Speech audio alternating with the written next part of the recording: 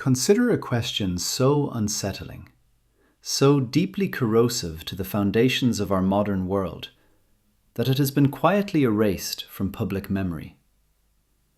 What if the greatest financial collapse in human history was not the one we lived through, but the one we narrowly escaped?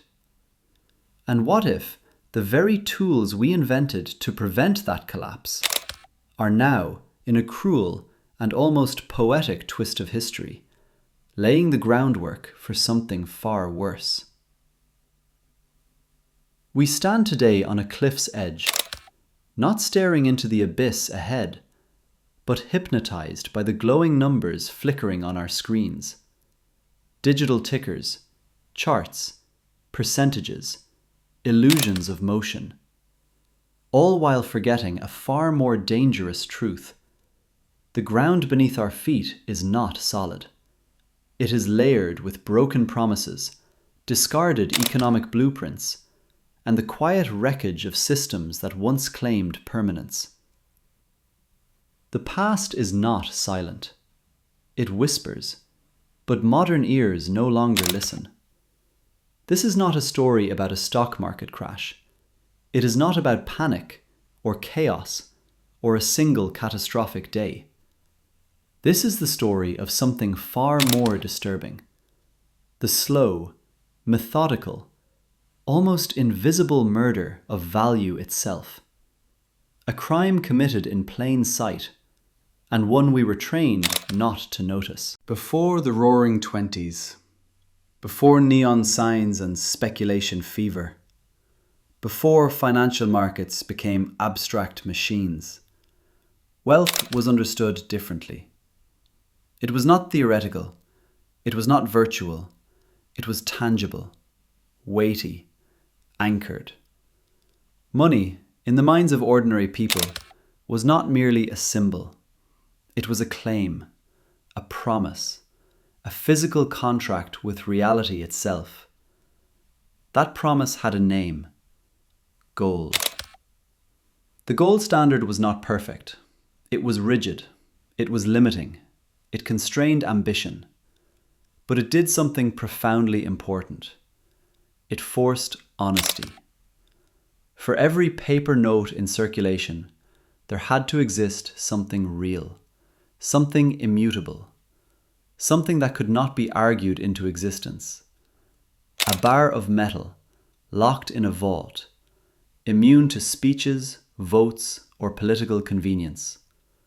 Gold imposed discipline, not through laws, but through physics. And discipline, history tells us, is always the first casualty of crisis.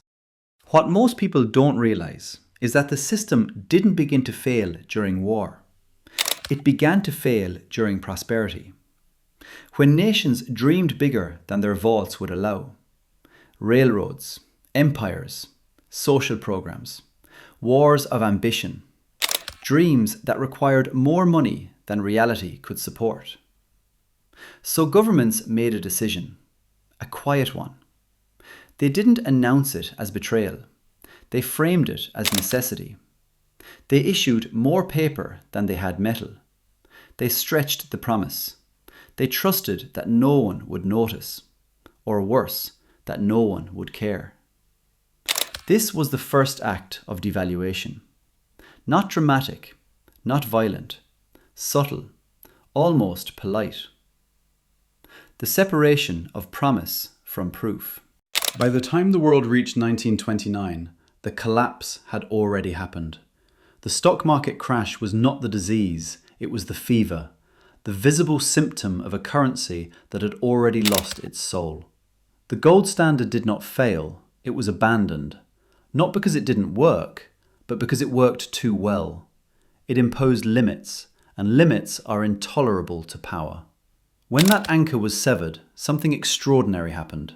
The financial world was unshackled, constraints dissolved, a vast ocean of possibility opened up, an ocean with no shoreline. Governments and central banks discovered a terrifying new power. They could create money, not by digging, not by producing, not by earning, but by decree. A keystroke, a ledger entry, a promise backed only by belief. This was not freedom. It was volatility disguised as progress. When you remove limits from a system, you do not create stability. You create fragility.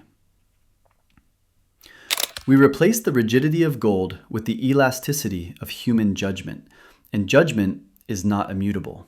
It is emotional, political, reactive. The central banker became the new alchemist, turning debt into liquidity, risk into confidence, failure into postponement. In this monopoly, the monopoly on money creation became the most dangerous power structure in the modern world. Today, this power wears a comforting mask. We call it stability. Low interest rates, quantitative easing, market interventions. They feel soothing, responsible, competent. But the financial historian hears echoes. Echoes of the same logic that hollowed out the past. Borrow tomorrow's stability to buy today's calm. Every stimulus package, every emergency intervention is a reminder of something deeply unsettling. Value is no longer absolute.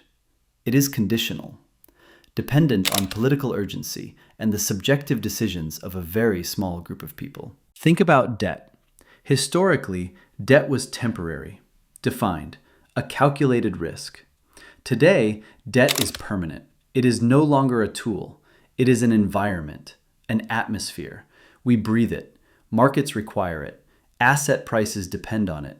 Entire economies are anesthetized by it. And the moment that infinite liquidity is questioned, the moment the air thins, the structure begins to tremble. We have built a glittering skyscraper with no foundation, and we are told not to worry, because the elevators still work. Pause. The final severance came quietly. The last formal link to gold disappeared. The world entered the full fiat experiment. Money backed by nothing, except trust. We look back at the architects of this era, the economists, the policymakers, and we call them visionaries, masters of complexity. But strip away the language, and what remains is something far simpler. They were gamblers, who decided the game was easier when they were the only ones allowed to print the cards. The consequences were inevitable. Asset inflation surged, wages stagnated, productivity decoupled from reward, savings lost meaning, and purchasing power began its slow erosion. This was not accidental. It was structural, a quiet transfer of wealth from savers to speculators, from workers to asset holders, from the future to the present. This is why effort feels disconnected from outcome, why discipline feels unrewarded, why housing drifts further out of reach, why financial engineering outpaces real production. The system no longer rewards value creation, it rewards proximity to liquidity. This is the mechanism we were never meant to see. And this is where the modern individual must awaken. Saving money, pure fiat money, is no longer prudence, it is exposure. Money today is not an asset, it is a melting ice cube, governed by decisions you do not control. Wealth creation now demands something different, a mindset shift. You do not save currency, you save assets. You save productive capacity, you save skills. You save things that generate value, regardless of policy. The system will not save you. It never promised to. Historians will not debate intentions. They will record outcomes, and they will ask a simple question. What did you do when the warning was already written? The ghost of the gold standard is not gone. It is patient, waiting for the moment when the paper promise finally turns to dust. And the silence you hear now is not peace. It is history holding its breath.